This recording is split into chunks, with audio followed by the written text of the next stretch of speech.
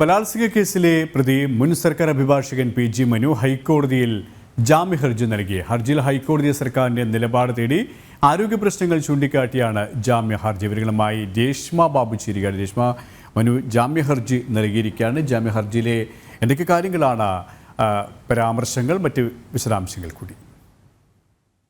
സുരേഷ്, ബലാത്സംഗ കേസിൽ ജാമ്യം ആവശ്യപ്പെട്ടുകൊണ്ടാണ് പി.ജി. മനു ഹൈക്കോടതിയെ സമീപിച്ചിരിക്കുന്നത്. ഇന്ന് ഈ ഹർജി സിംഗിൾ ബെഞ്ച് പരിഗണിക്കുകയും സർക്കാരിന്റെ നിലപാട് തേടുകയും ചെയ്തിട്ടുണ്ട്. ജനുവരി 31-ാം തീയതിയാണ് പുത്തൻകുരിശ് പോലീസ് മുൻപാകെ മനു കീഴടങ്ങിയത്. അതിനുശേഷം ജുഡീഷ്യൽ കസ്റ്റഡിയിൽ തുടരുകയാണ് മനു. നിലവിൽ ജാമ്യ ഹർജിയിൽ ഉന്നയിച്ചിരിക്കുന്ന വാദങ്ങളെന്ന് പറയുന്നത് അന്വേഷണം ഏകദേശം പൂർത്തിയാകാറായി. ഈ ഒരു സാഹചര്യത്തിൽ വീണ്ടും ജുഡീഷ്യൽ കസ്റ്റഡിയിൽ തുടരേണ്ടതില്ല.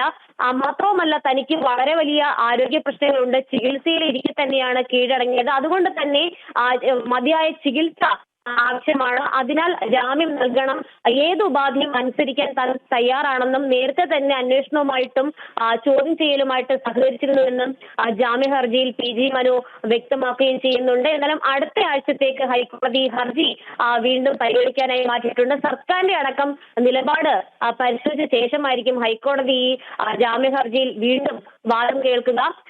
എറണാകുളം സ്വദേശിനിയായിട്ടുള്ള യുവതിയെ വക്കീൽ ഓഫീസിലേക്ക് നിയമസഹായത്തിനായിട്ടാണ് യുവതി എത്തിയത്. ആ സമയത്ത് ഓഫീസിൽ വെച്ച് ബലാത്സംഗം ചെയ്തു എന്നതാണ് കേസ്. ചോറ്റാനിക്കര പോലീസാണ് ആദ്യം കേസെടുത്തത്. കേസെടുത്തതിന് തൊട്ടു പിന്നാലെ സർക്കാർ അഭിഭാഷക സ്ഥാനത്ത് നിന്നും പി.ജി. മനുവിനെ നീക്കം ചെയ്തിരുന്നു.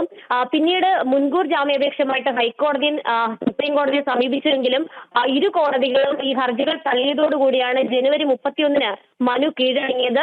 ബലാത്സംഗം മാത്രമല്ല, ദൃശ്യങ്ങൾ ഫോണിൽ പകർത്തുകയും ചെയ്തിരുന്നു. എന്തായാലും IT ആക്ട് അടക്കമുള്ള വകുപ്പുകൾ ചുമത്തിക്കൊണ്ടായിരുന്നു പോലീസ് കേസെടുത്തത്. എന്തായാലും സർക്കാരിന്റെ നിലപാട് മനുവിന്റെ ജാമ്യ ഹർജിയിൽ ഹൈക്കോടതി വീണ്ടും ജാമ്യ ഹർജി നൽകിയിരിക്കുകയാണ് പി.ജി. മനു.